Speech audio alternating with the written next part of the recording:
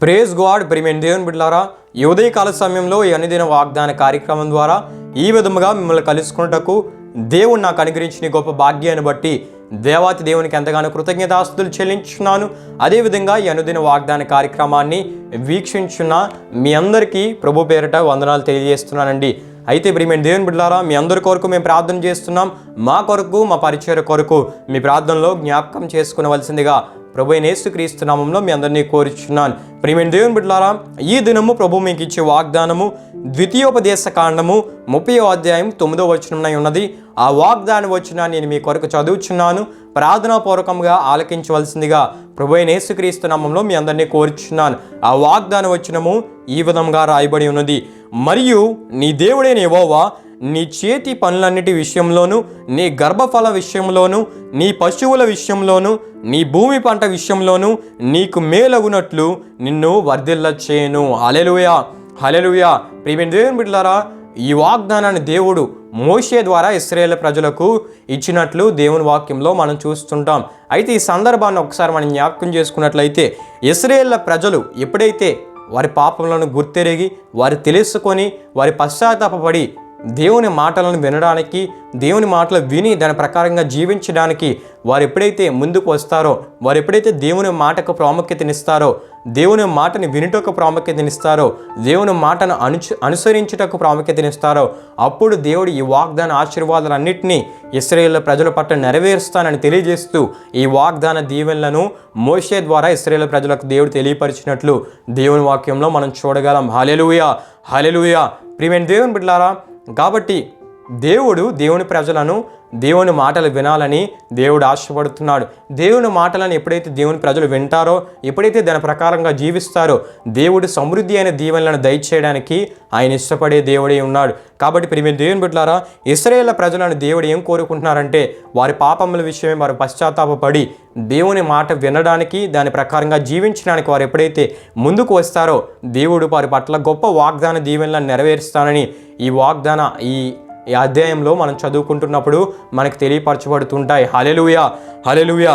అయితే ప్రియమైన దేవుని బిడ్డలారా, దేవుడు వీరికి ఇచ్చే గొప్ప వాగ్దానం ఏంటంటే, మొట్టమొదటిగా మనం చదువుకుంటున్నప్పుడు మరియు నీ దేవుడైన యెహోవా నీ చేతి పనులన్నిటి విషయంలోనూ అని మనం చూస్తుంటాం. అంటే మన ఉద్యోగంలో కావచ్చు, మనం ఏదైనా వ్యాపారంలో కావచ్చు, ఎందులో అయినప్పటికీ ప్రియమైన దేవుని బిడ్డలారా, యవనస్తులైన వారు చదువుల్లో కొన్ని కాలేజీల్లో సీట్ కావాలని వారు ప్రయాసపడుతుంటారు. వీటన్నిటి విషయాల్లో కూడా వారు రాస్తున్న పరీక్షల విషయంలో కావచ్చు, వీటన్నిటి విషయాల్లో దేవుడు మనలను జ్ఞాపకం చేసుకొని దేవుడు మనకు విజయమును దయచేసి వర్ధిల్ల చేయాలి అంటే దేవుని మాటను మనం వినాలి, అదేవిధంగా దాని ప్రకారంగా జీవించాలని దేవుడు కోరుకుంటున్నాడు. ప్రియమైన దేవుని బిడ్డలారా, కనుక ఎప్పుడైతే మనం ఆ విధంగా జీవిస్తామో మన చేతి పనులన్నిటి విషయంలో దేవుడు మనకి మేలు కలుగునట్లు మనల్ని వర్ధిల్ల చేస్తానని దేవుడి వాగ్దానం ద్వారా తెలియపరుస్తున్నారు. అది ఉద్యోగంలో, వ్యాపారంలో, చదువుల విషయంలో, ఏ విషయంలో అయినప్పటికీ దేవుని మాట విని మనం దాని ప్రకారంగా జీవిస్తే దేవుడు మన చేతి పనులన్నిటి విషయంలో మనల్ని వర్ధిల్ల చేస్తానని ఈ వాగ్దానం ద్వారా తెలియపరుస్తున్నారు. ప్రియమైన దేవుని బిడ్డలారా, అంతేకాకుండా నీ గర్భఫల విషయంలో అని చెప్తున్నట్లు మనం చూస్తాం. గర్భఫల విషయంలో అంటే ఒకవేళ సంతానము లేకపోతే సంతానమును దేవుడు దయచేసి వర్ధిల్ల చేస్తాడు. సంతానం ఉన్నట్లయితే వారి తెలివితేటలను దేవుడు దీవించి, వారిని అన్ని విషయాల్లో దీవించి, అన్ని విషయాల్లో వారు అభివృద్ధి చెంది, అన్ని విషయాల్లో వారు వర్ధిల్ల చేయబడే గొప్ప ఆశీర్వాదాన్ని దేవుడు దయచేస్తానని ఈ వాగ్దానం ద్వారా మనకు తెలియపరుస్తున్నారు. అంతేకాకుండా నీ పశువుల విషయంలోనూ, నీ భూమి పంట విషయంలోనూ నీకు మేలగునట్లు నిన్ను వర్ధిల్ల చేయనని దేవుడు సెలవిస్తున్నారు. ప్రియమైన దేవుని బిడ్డలారా, అంటే మనకు కలిగిన ఆస్తి అన్ని విషయాల్లో, మనకు కలిగిన గృహం విషయంలో కావచ్చు, వీటన్నిటి విషయాల్లో దేవుడు మనల్ని ఆశీర్వదించి వర్ధిల్ల చేస్తానని దేవుడు ఉదయకాల సమయంలో మనతో మాట్లాడుతున్నారు. హల్లెలూయా, హల్లెలూయా.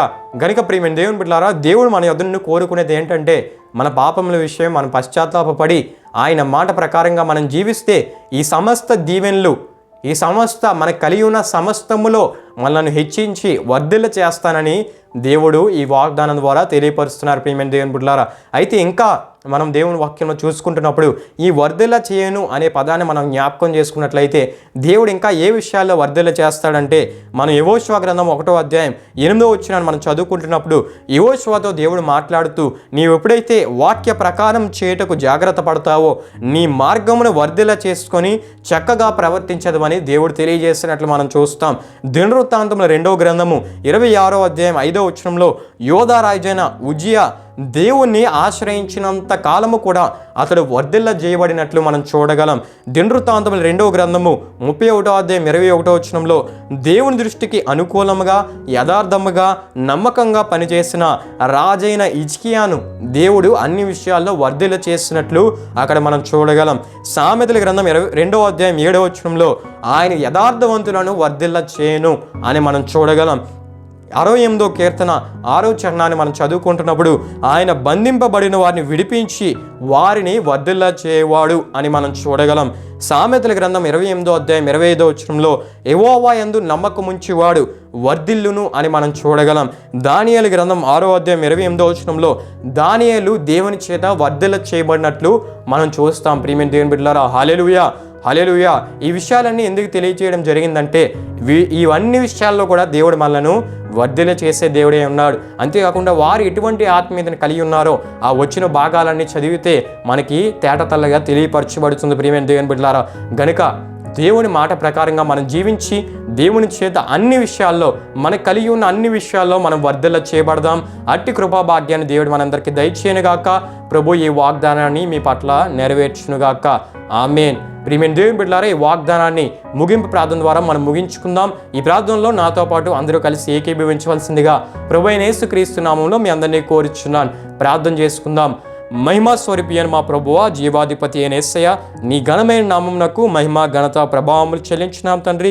ఈ ఉదయకాల సమయంలో ఈ అనుదిన వాగ్దాన కార్యక్రమాల ద్వారా తండ్రి, ప్రతిదినము ఈ వాగ్దానాల ద్వారా మా ఆత్మీయులను మేము బలపరచడానికి మీరు మాకు అనుగ్రహించిన ఈ గొప్ప భాగ్యాన్ని బట్టి నీకు స్తుతులు చెల్లిస్తున్నాం తండ్రి. ఈ ఉదయకాల సమయంలో మరొక వాగ్దానాన్ని మేము ధ్యానం చేసుకొని దేవుని కోరే జీవిత విధానాన్ని మేము కలిగి ఈ వాగ్దాన దీవెనలను మేము స్వతంత్రించుకునేటట్లు ఏ విధంగా మేము బ్రతకాలో, ఏ విధంగా మా ఆత్మీయ జీవితాలను మేము కట్టుకోవాలో మాకు తెలియపరిచినందుకు మీకు స్తుతులు చెల్లిస్తున్నాం తండ్రి.